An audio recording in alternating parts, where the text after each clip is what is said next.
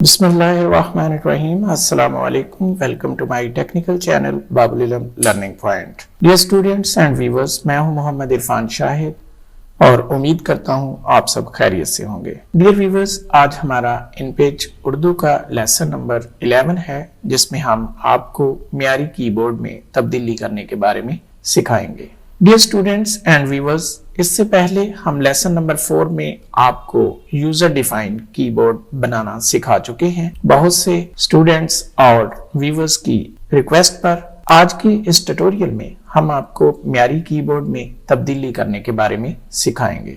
अगर आप पूरा कीबोर्ड तब्दील नहीं करना चाहते और किसी मियारी कीबोर्ड को ही इस्तेमाल करना चाहते हैं या उसमें थोड़ी बहुत तब्दीली करके अपनी मर्जी के मुताबिक बनाना चाहते हैं, तो ये काम दर्ज झैल मरहलों में सर अंजाम दिया जा सकता है। सबसे पहले उर्दू इनपेज 2012 को ओपन कर ले। उर्दू इनपेज 2012 को ओपन करने के बाद प्रेफरेंसेस पर क्लिक करें और इस मेन्यू में से कीबोर्ड प्रेफरेंसेस को सिलेक्ट कर लें।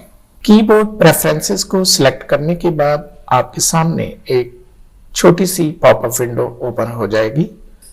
यहाँ पर आपको मुख्तलिफ कीबोर्ड दिए हुए हैं, जैसा कि फोनेटिक, फारसी, अरेबिक, और इनके नीचे कुछ यूजर डिफाइंड कीबोर्ड दिए हुए हैं। आप इनमें से कोई सा एक यूजर डिफाइंड कीबोर्ड सिलेक्ट करें और इसका व्यू ले लें। व्यू लेने के लिए यूजर डिफाइंड कीबोर्ड 1 पर क्लिक करें। आपके सामने यूजर डिफाइंड कीबोर्ड 1 का व्यू ओपन हो जाएगा। व्यू की विंडो में बिल्कुल नीचे बाएं जानिब इंपोर्ट कीबोर्ड का ऑप्शन जाहिर हो रहा होगा। इस पर क्लिक करके किसी भी मियारी कीबोर्ड को सिलेक्ट कर लें। मसलन आप फोनेटिक कीबोर्ड को सिलेक्ट कर लें। आपके सामने यूजर डिफाइंड कीबोर्ड में फोनेटिक कीबोर्ड इंपोर्ट हो जाएगा। अब आपने इसमें जो भी मामूली तब्दीली करनी है वो कर लें।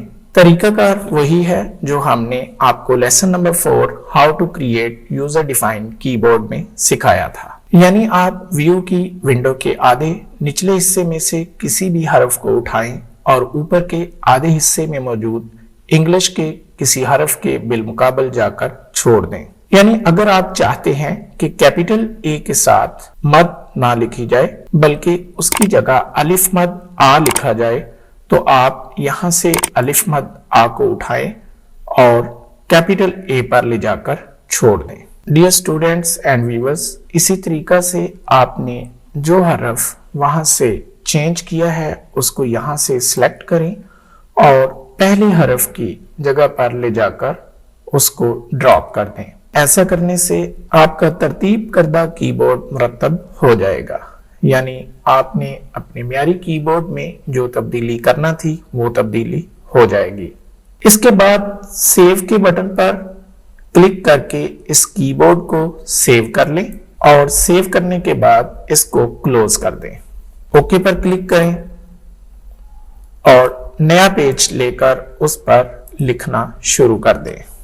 अब जब आप लिखेंगे तो अपने मुरतब करदा कीबोर्ड के मुताबिक लिख सकेंगे, लेकिन इस मौका पर दो बातों का इत्मीनान जरूर कर लें। पहली बात ये कि आपने उर्दू का जो हरफ इंग्लिश के किसी हरफ के बिलमुकाबल रखा है तो खूब अच्छी तरह देख लें कि आपने वो हरूफ कैपिटल बिलमुकाबल रखा है या समाल के मुताबिक। अगर कैपिटल के बिलमुकाबल है तो उसको टाइप करते वक्त कैप्स लॉक ऑन रखेंगे या उसे शिफ्ट का बटन दबाकर लिखेंगे, और अगर वो हरफ स्मॉल लेटर्स के बिलमुकाबल रखा है तो उस सूरत में आप उस हरफ को बराह रास्त लिख सकेंगे। डियर व्यूअर्स, दूसरी बात जो सबसे इंपॉर्टेंट है वो ये कि मियारी कीबोर्ड में तब्दीली करते वक्त अगर आपने एक हरफ की जगह दूसरा हरफ रखा है तो जो हरफ आपने वहां से खत्म किया था उसके लिए भी मुतबादल बटन का इंतखाब कर लें। इस मरहले में ये गलती बहुत ज्यादा होती है कि एक हरफ को तो हम अपनी मर्जी से सेट कर लेते हैं, लेकिन जो हरफ वहां से खत्म किया था उसके लिए कोई मुतबादल नहीं सोचा होता। फिर कंपोजिंग के दौरान उस हरफ को लिखने के लिए मुख्तलिफ बटन दबाए जाते हैं, हालांकि दर हकीकत वो बटन हमने सेट ही नहीं किया होता।